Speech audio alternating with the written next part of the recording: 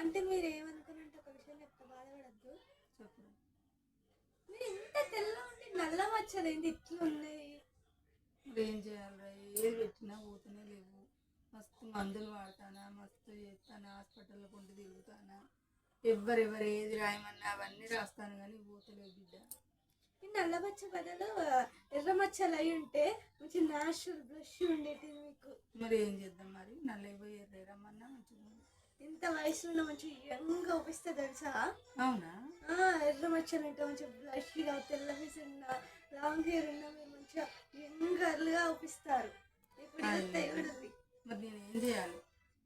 ఇట్లా కాబట్టి నా ముఖానికి ఇప్పుడు ఏం చేద్దాము? మీరు యంగ్ ఉన్నప్పుడు ఏదైనా కెమికల్స్ క్రీమ్స్ వాడిందా? ఏం వాడాలి? నాకు అలవాటు లేదు అట్లాంటి వాడు.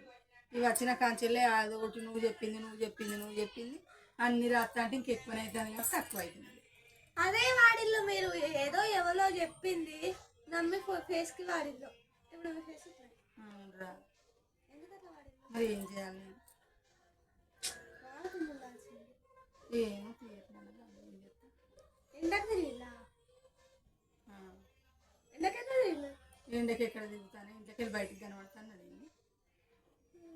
ఇంట్లోనే ఉంటాను ఎప్పటికీ.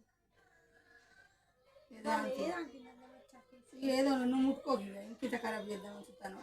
నేను వచ్చి మీకు హెల్ప్ చేద్దామంటే ఖరాబ్ చేద్దాం అనుకుంటున్నారా మీరు? ఏం హెల్ప్ చేసిన కడిగి చాలు.